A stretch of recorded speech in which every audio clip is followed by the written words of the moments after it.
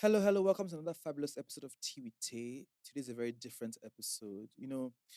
Now more than ever, Nigerians, especially young Nigerians, are trying to leave Nigeria for greener pastures, for a better life, or whatever you can call it. It's called the Japa syndrome. And today on my show, we have two amazing, beautiful guests, and they're going to discuss the Japa syndrome with me. Why are Nigerians trying to leave Nigeria? And why are some Nigerians actually trying to come back to Nigeria? Please put your hands together for Seyi and Chidinma. Welcome to Tea with Tay Pod. Thank you. Hello. Hi. Today's a special day because this is not a celebrity. I mean, you guys are celebrities in your own rights, in your own industries. But I mean, I'm going to talk about Nigeria and jackbuying. Please do the introductions here. Chidinma and Seyi. Please introduce yourselves. Okay, my name is Chidinma. My name is Chidinma Onianwa, and first of all, I'm a process safety inspector. That's most people don't even know what that is, but it's oil and gas safety. And I'm one of those people that I think, so to say, I'll describe myself as one of those people that have refused to enter the box. Putting yourself in a box. I believe to stretch.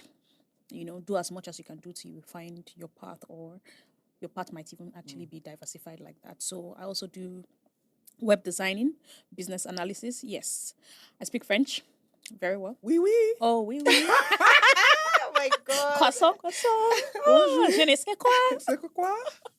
Okay, so yeah, I do all of that stuff. I have a podcast as well, and I have an empowerment foundation. Wow. So yeah, that's A me. woman. A whole lady. A lady. A well-rounded woman. Yeah. Amazing. So Seyi, let's meet Hi you. you guys, my name is Seyi Alawode and I do my best. But yeah. My dear, that's Honest, enough. I do my best for a living.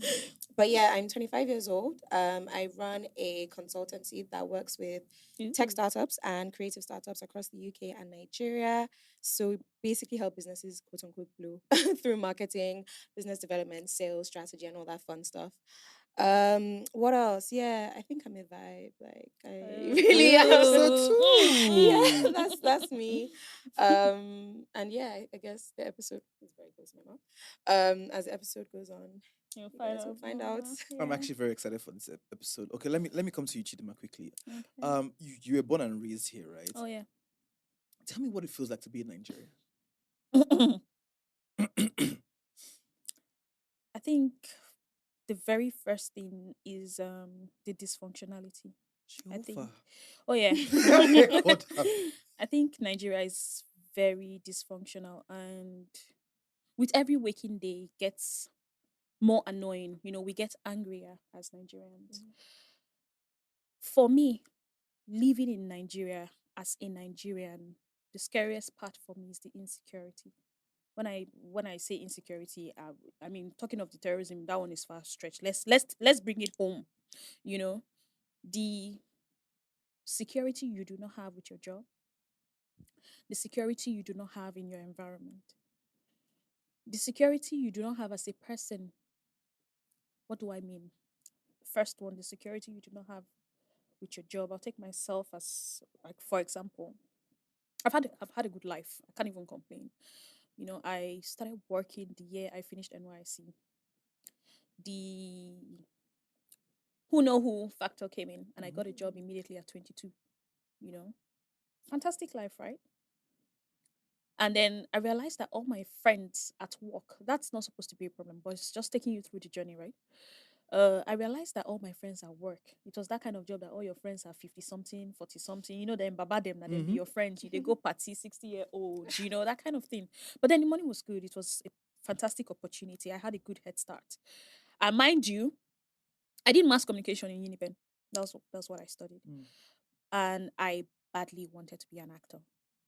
And I knew the work. I realized the work that I had to put in to be an actor. I didn't just want to be an actor. I wanted to be a profound actor, and not forgetting the fact that I was raised in Asaba. Right.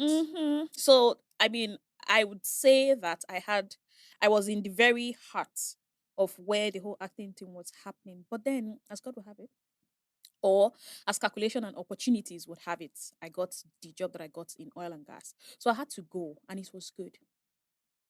But bringing us back to point number one, the insecurity you have with growing up as a person in Nigeria and with your job is at the point where I realized that I was being paid to not have a life and I decided to leave. That was my light bulb moment. That was when I realized that I had to leave the country because I had outpriced myself out of the market.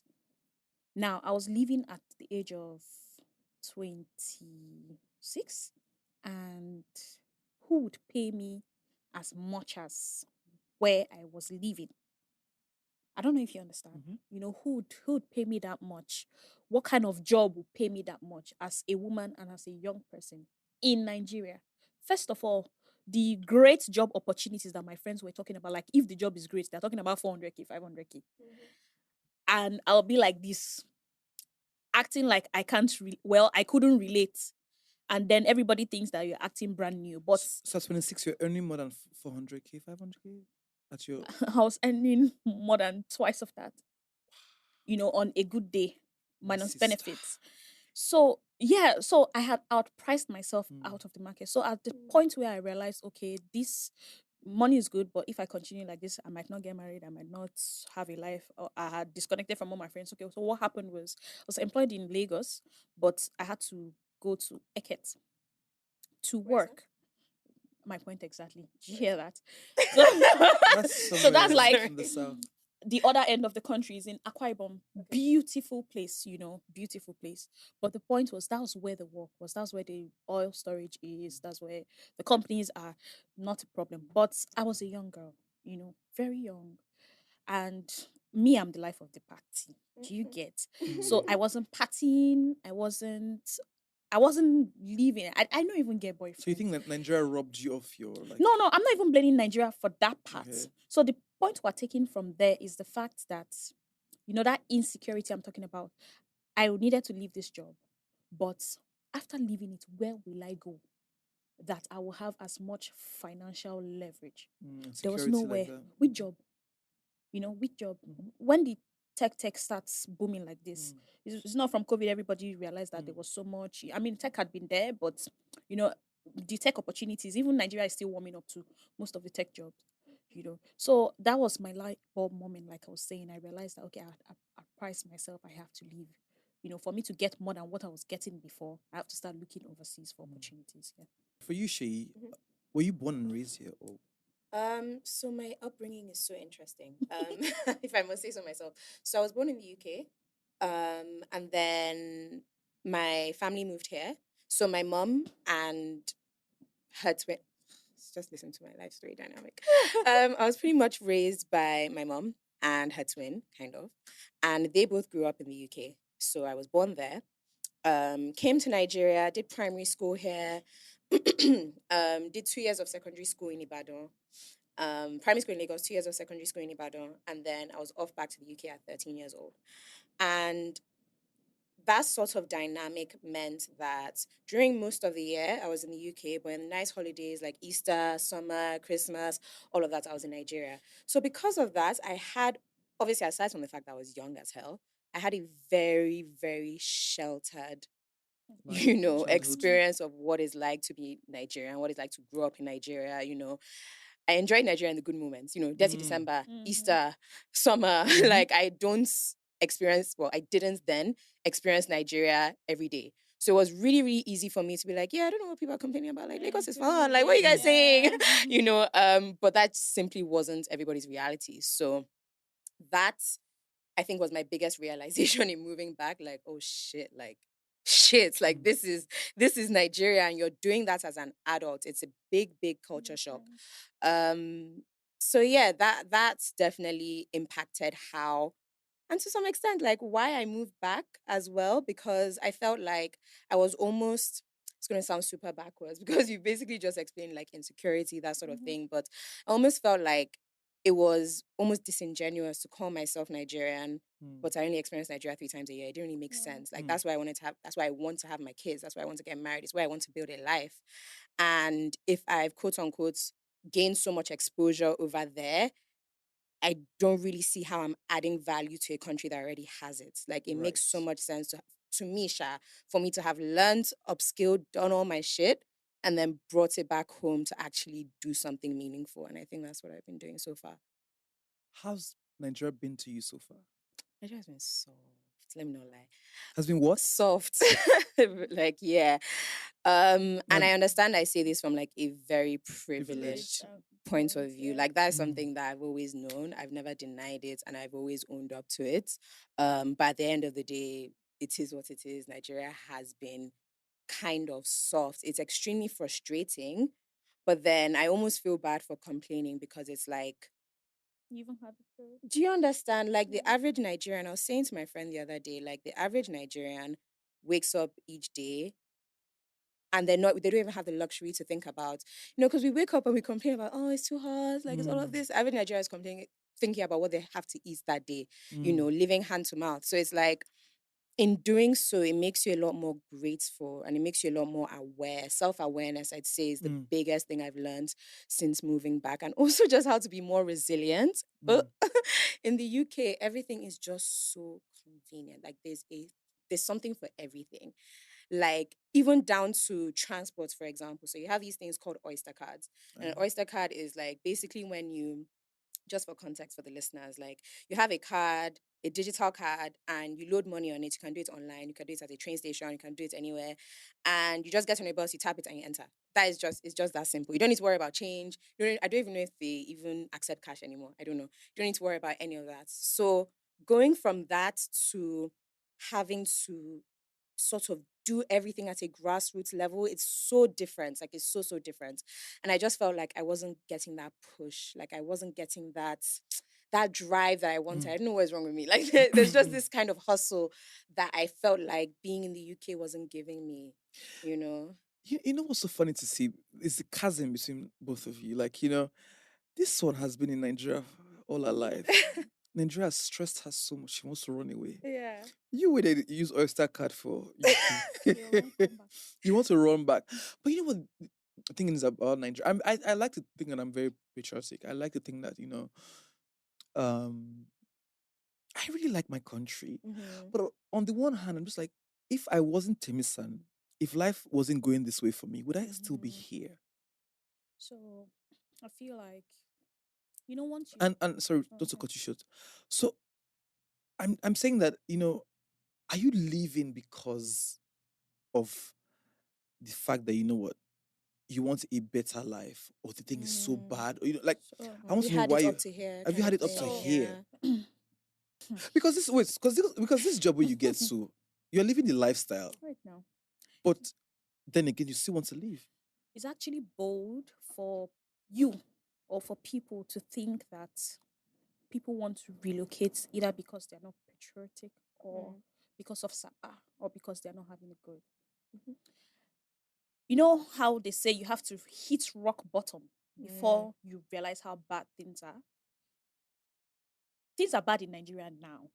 But if I tell you that we've not even hit rock bottom, it's bad now. So it's progressively deteriorating, in my opinion. Now, do you know how not cheap Japa is? Yeah, true.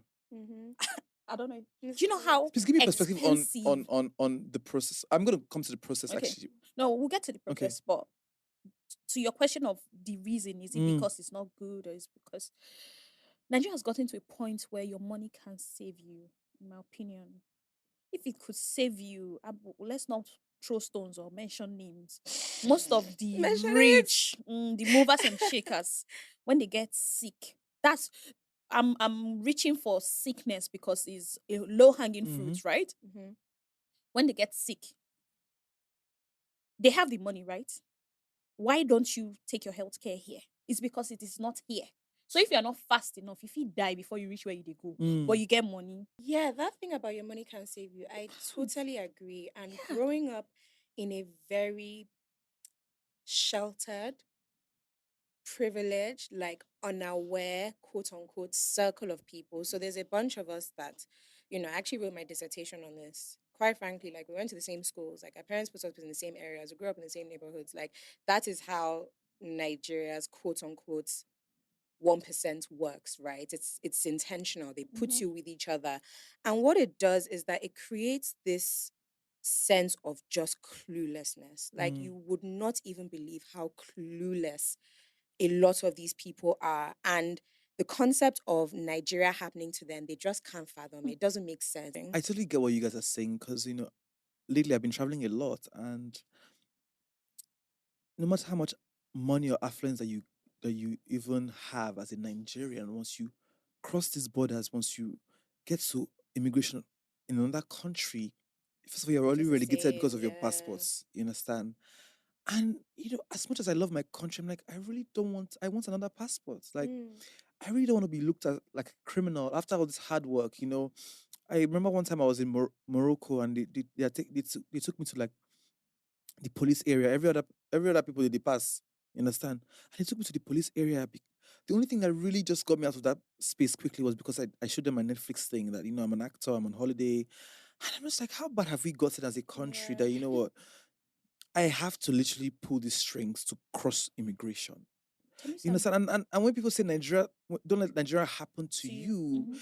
is sometimes they don't say it from a point of, oh, I hate this country so much. It's like we're exhausted by our own country. Yeah. That even with the money that we have, there's only so much that we can do. And you know what's interesting? You mentioned that because if that happened in an airport in Nigeria, say there were a bunch of people that got stopped and they got put to the side because, Mm. quote unquote, they were stereotyped, right? They were profiled. Um, say there were 5 people, right? And only 2 out of that 5 had money, and they'd probably be able to pay the immigration officers off and Yes, sir. probably go home. You can't do that in another country. Yes. And that's just that humility that where in Nigeria you probably think, I have money, I can pay these guys off.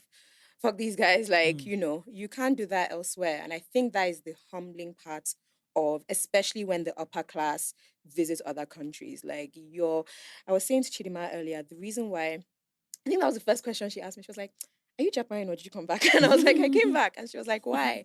The first thing that came to mind was, quite frankly, in the UK, I'm a second-class citizen. Before I think about anything, I'm Let's black talk about first. that. Let's talk about that. Yeah, tell me about In that. I am black wait, first. hold on. In the UK, you're a second class citizen. Yes, ma'am. In Nigeria, as first class as we are supposed to be. Yes. Mm-hmm. Let's not go into this tribal thing. Let's not go there. Mhm. But as first class as we're supposed to be in Mhm. our own home, Mm-hmm. see how Mm. we are treated. Yeah. It's There's so that You too. always be second class to the next man that has more than you. There's that too. When it comes to finances, Mm-hmm. you're always going to be second class to the next man that knows somebody. That Hence you why you have a don't. dispute with someone. The first thing they say is, "Do you know who I am?" Because because the next thing they are using, it's crazy. I mean, Yeah. what is this place? They said people die and go to hell, right? We're Yeah. living in here as Nigerians. Yes, we're living in here. I agree. Like, You know what's even more interesting? It's the fact that we're in such a terrific space right now where actual first class citizens of Do Nigeria they exist? would rather go and live as a second class citizen in Nigeria just for Yeah, to be amenities, just to just experience the basics. why I'm living is survival. It has gotten to the point where it's survival instinct that is kicking in. I don't want to die. Not yet. Not yet. Not before Because I anything can fully. kill you here. You feel just the waka your own come out aside. Keke go jam you. Trailer go Now that fall for one, your dey- head. if There's even police on top to there worry was about. I'll start with the main reason why I feel like no matter what, I'm not going to leave. Right? No. Yeah. soften because the pedal on that one, like the- just Because before you she said before you that before you earlier. before She you was say like, that, you give does her this have 5 years. anything to do with the fact that you were raised soft. elsewhere? I was raised here. I was born there, raised here, and I went to school. But you're coming here. for holiday here That's now. part-time. School here. part-time- Yeah, that's why I enjoy part-time Nigerian part-time. upbringing. You also mentioned that you were But, like, sheltered. Let's be honest. Let's be Yeah, honest, 100%. Yeah, 100%. Definitely. So to answer your question, yes. It is to do with the fact that I So was sheltered. technically, you were raised abroad more than you were raised here. Okay, so you tell me, right? So you guys tell me. So born in the UK, primary school in Nigeria, 2 years of secondary school in Nigeria, back to the UK for the rest of secondary school and university, 2 years in the UK after university, moved here. So it's genuinely half and half my life. I did the calculations, like 12 years there, 12 years here. Mm-hmm. And so yeah, to Answer your question, definitely. It's the fact that I'm privileged. Does it have to do with it? Yes. Will I deny it? No. This has nothing to do with the privilege part. Or the I fact think it's the that part-time. whatever, it's very convenient. upbringing determines your decisions you make in life. That's a fact, Okay. right? So yeah, I don't see myself ever actively living elsewhere. And I'll say that for two reasons. So I'll talk about my experience in the UK, right, work-wise. So what you mentioned about being a second-class citizen, I 100% I get that. Like I totally get that. Yeah. There's something about being black in the UK, aside from, in uni, you have your black spaces, you have black culture, you have black events, you have black music, you have Jamaican food, you have Nigerian food, you have people that have Japa that come here to make your hair, all of that stuff. There's still that sort of nice, homey feeling. But there's nothing more isolating than being black in the UK. It's Like lonely. it's such a, again, like isolating experience because you're constantly having to defend your existence, even at work. You know what? I can totally relate to both of you, and I feel like long and short is culture on both ends, right? But you know what's so interesting is that Nigerians right now are so exhausted I swear. that if it takes them living like that, 100%. if it takes them living in smaller communities, being disrespected but having the basics, they would. 100%. And I see why. Like, I see why. Quite frankly, as it stands, the UK is. You see, I said downstairs, remember you asked me, why Japan? I said, since the UK is crumbling. She said, Nigeria has already crumbled. And I'm like, She did not say that. She did. I did. No, She Nigeria's said not coming it. just And to I was stop like, it. I think it's Amen. really My about. country will rise. It's really about in the picking your spirit of- evils. Like you choose. Yes. You know, you I choose feel your like battles. we are, 100%. like I said, it's a matter of survival right now. You know, when I speak to a lot of people who live in the UK and in the US, they feel that there's so much they can come They and can do give. for Temisan- Nigeria. So they say, Temisan, let But me the build truth is that houses. we here, Let me build houses. we're Let me exhausted build. by Let Nigeria. me We tell want to you, go there. Yeah. Do you know the good thing about this last things that you've said? You have to conquer poverty To be able to to a have certain that extent choice. for you to live in Nigeria and survive. You know the reason why you never want Japan? They do you. Because You there I if you still wake see up. one or If two. you wake up, you want chop for where I go call now. You want chop People say for things sweet like that. No, you know too overdo am. sweet, you know plenty. You go chop And, am. and my sister, I can travel when I want to travel. Temisan, tomorrow now. If That's you some post freedom. on your Instagram that you feel like eating one kind thing, next thing someone will offer One you. brand will just say, "Oh, can we send you this?" Now, aside from that, we keep saying poverty has been weaponized. This has been weaponized. You won't blame them.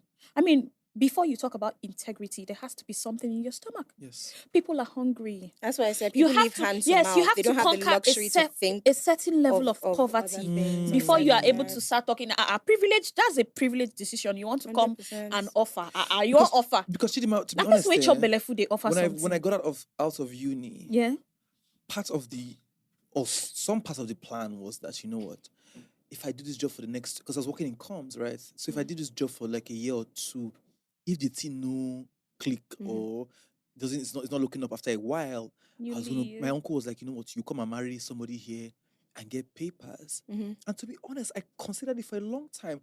Even though I had it at the back of my mind that, you know what, this career that I want to chase, so can I chase in America and do it successfully?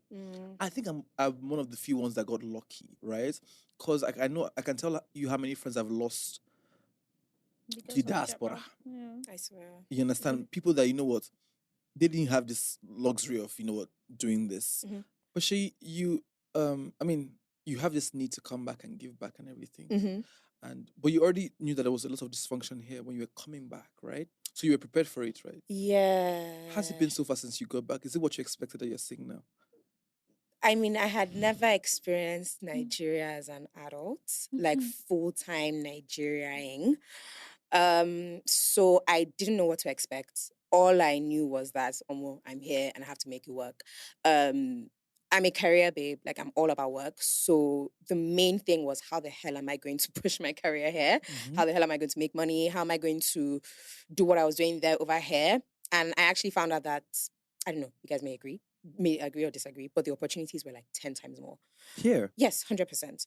It was so much easier to make money. Here? 100%. Please elaborate a bit. Because Because so a lot of my this is me here hustling my 2K. yeah, It's not really so I'll easy give you a for me. typical example. So I work in my niche is marketing, sales, business development. That is entirely dependent on who you know. No one gives a fuck how good you are. Nobody gives a fuck about your portfolio. how it's literally honest she just is who about you stuff. know and how who you know is going to help you get to where you want to get to. That's when your talents can now come in once they've opened the door. But to get into that door, you need to know that person. And in the UK, you have to work a little bit harder to know those people. So when I was in third year, I would literally skip lectures. I do advices, obviously. But I'll skip lectures to go to networking events. I'll be in all these rooms, the only black girl in the room, just saying, hi, I'm Seyi, like, blah, blah, blah. And they'll probably be like, first of all, they could never get my name right. That is humbling enough. But in Nigeria, it's just like, babe, you know that guy that you said works with, can you just, or this it's guy not just that. Is that because of your circle? Exactly. So The that is privileged something that circle. for my own personal career, it worked. And I'd be an absolute idiot if I didn't leverage that, So yeah, that's basically how I've made it work for me. But I get you but other people have different experiences. 100%. And all you can do is, as someone in a privileged position, is understand those experiences and do whatever the hell you can to like elevate that. So is it safe to say that people who are returning from the abroad and the overseas do that from a privileged point of view?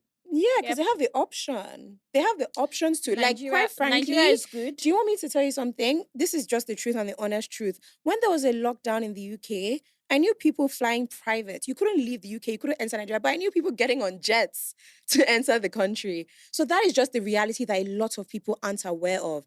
And it pisses me off because these people understand the level of privilege they have, they understand the capital they have, and they do fuck all as in nothing with it. So it's like, it's really deep. Now, back to the resilience that I have. I want my kids to have good opportunities. Let them acknowledge that if you put in the work, something is going to come out. Nigeria, if you walk, you die, nothing will come out from inside. They say patient dog eat the fattest bone, not before Nigeria. You feel there, you don't go chop any bone, nothing will happen. Nothing will happen, you go starve. Do you get? So let me stir the conversation a bit. Let's take it like this. You don't try to find love for Nigeria. Okay. Wait. Have you tried it? Have you tried to find love in Nigeria? Like, we are all... we are... all of us... Me. You. All of us, we are on survival... We are on survival mode. You say hello to me. Automatically, my mind don't they go. You get work. Yes. You get work. Because I know feel my mama go kill me. I know feel follow you. You get work. Now, you get what? You get better work. You know how they do tree?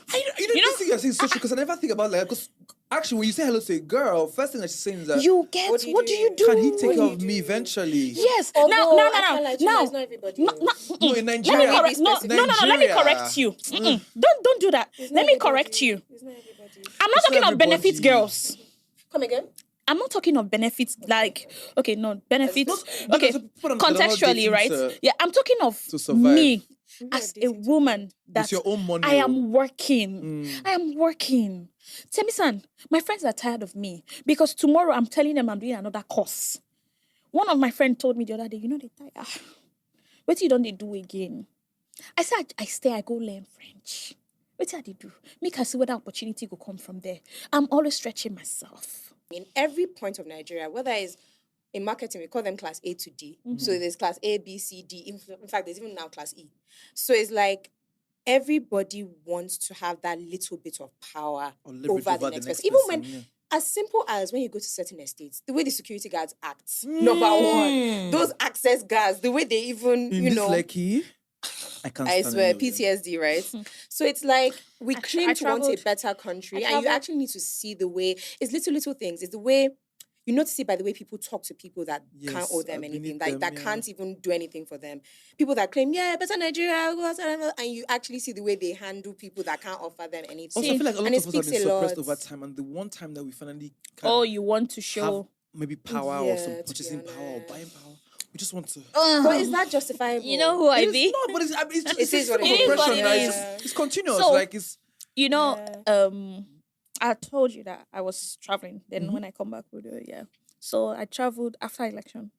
I was having so much anxiety, like it was so bad. So I took a break. The day I came back very late at night. Let's say I got to Lekki. Let's say to 12. I was trying to pass. So my gate has my there are two gates access to my house, right? So I'm trying to enter. I was with my friend. So I'm trying to enter. This particular gate is known for classism. If they cannot find, no border, you know they go anywhere. Then they lock the gate by like I think 11. So first of all, let's hold the thought of the people that make estate decisions. Is it that make I no enter house, make I they go back from where from they I come? swear. I don't know how they there's no passcode though. Say no beside no do app. There's no one you can call. No. I'm the one living in the house. Imagine. It's my house. Do you understand? So I don't get how these decisions are made because it's not like you've provided an app that I haven't subscribed to or you've made some kind of no. The thing is they close the gate by 11. So I am trying to get access to my house, and then you're saying that you close the gate by 11. So what are you saying? Should I So go what next? home? Should you go back? Should I go home? Should I go back to where should make I go back to where? So what do you think caused that? No, the gate is known for Yeah. classism, first of all. So Mhm. I was in Uber Mhm. with my friend. So they cannot find. Mhm. So that one, I don't know, say, It's true. I don't tell my friend, say, it was at the peak of, It happens at this gate. yeah, it was at the peak of the I was going to cash mention- I problem. want to mention one So if there restaurant was on this cash, road. You would have given them. I would have This amount. passed. But me, they had, before you go collect my cash, except say you don't first my, because no, you buy right. But when you don't first do me the thing, one can they collect money, me and you go there because me say if I get time. She later go sleep for house. So we had already, the thing is before we got to the gate, I did not remember that gate. So we're already really close. Turning back was a long shot. So I'd already told my friend, these people are going to take the piss. So she was like, let's just try instead of just turning back. Now the car in front of us was a G-Wagon. It don't pass. So we just say, make we just quickly follow out. Baba blocked the gate. Me, I was like, Mumu, instead of me to just beg, if you know agree, I said, sir, please, I just got back. He said, but Nami send you go where you come from. Did he pay me? And it was really late and I was really tired. I was like, you know what? It's okay. Let's done. You know that kind of I'm back here again. Yeah. You know, the disappointment, Yeah. the exhaustion. So we turned back.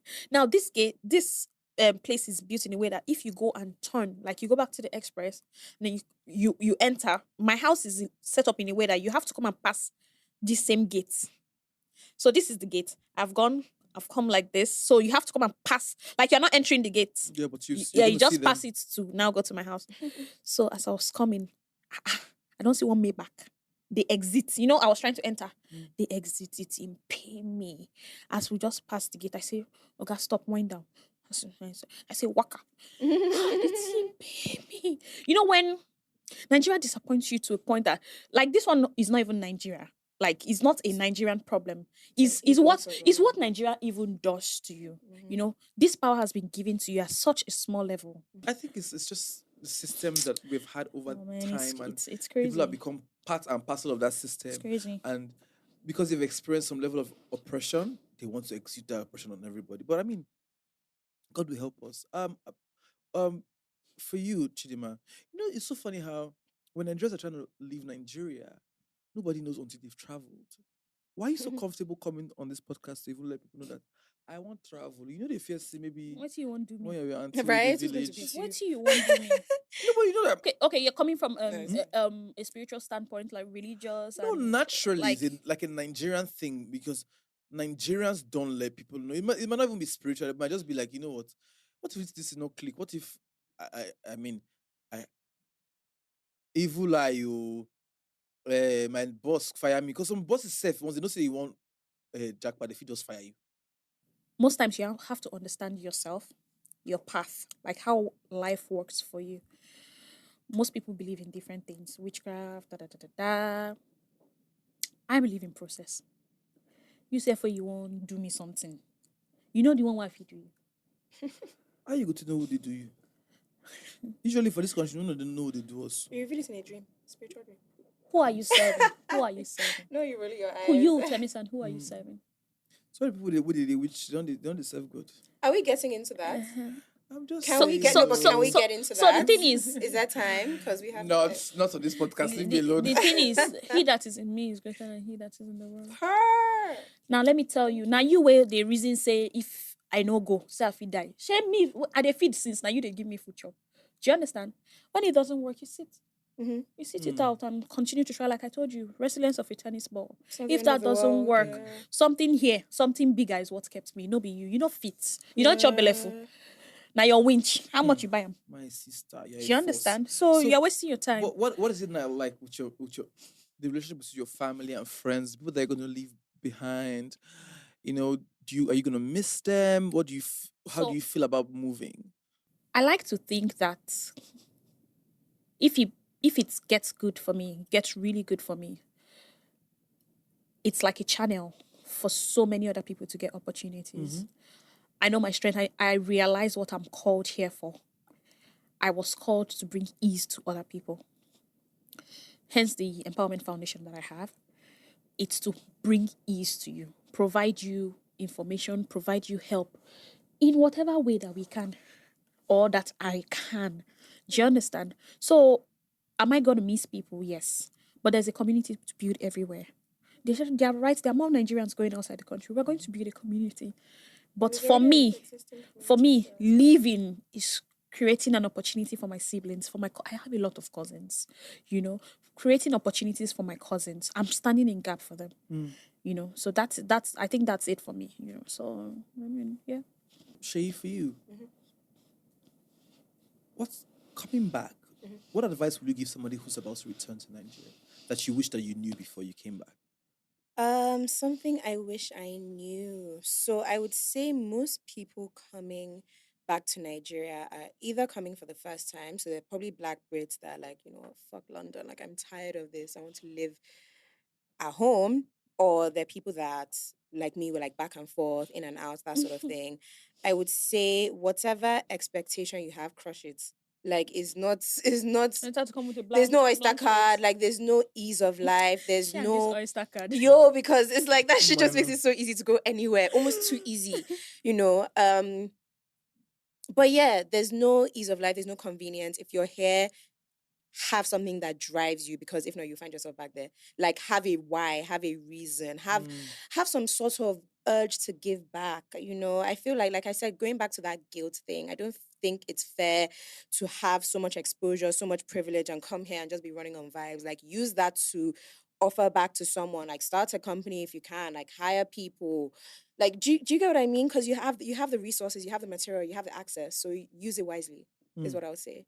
Before now, I didn't ask. Like, when people are doing this Japa thing, when they're about to Japa, they're very secretive about their process. And I've never really understood the process of trying to leave Nigeria. Please, can you walk me through the process of Like trying when you to talk about travel? process. Okay, let's say What do you mean? I want to relocate. Yeah. Do I go through school? Do I go and marry somebody? What do I do? So, honestly, quite frankly, there are so many channels. Actually, there are so many channels, and it also depends on where you want to go. I think earlier we were speaking about how the UK is crumbling and all that. But Yeah. the UK is not a bad place, but for me personally, I can't really place me as a Nigerian. There are lots of successful Nigerians going to the UK, but it is hard. Nowhere we know hard, but UK is harder. I've not lived in the UK, but it looks really difficult, Yeah, it looks really difficult. Now, there's no place that's easy to go to. In fact, getting a visa to Canada is so hard. I have heard, other people's first-hand experiences. But then for Canada, I always tell people that do it with immigration consultants, what do they call them? Immigration advisors. That if you don't do your personal research, maybe that's for you. But honestly, Canada has made it so easy for you to come to if you understand the process. Thank you so much for coming on my show. I wish we could do like a part 2 of this, because I want to get into all of it. Healthcare, this and that. Like there's so many faces to this immigration thing. So, but yeah, please help me sign out. I hope you enjoyed this episode on Tea with Tay. Subscribe, like, comment. Tell us how you liked it. But I hope we were the mouthpiece of the people. Yeah. Thank you guys for listening in. Subscribe, share, like. Talk about it on Twitter. Don't go and crop the clip and now go and do one without let's context hear so what that you we'll think. But yeah, let's hear what you think. Yeah, let's hear what you think. So say bye.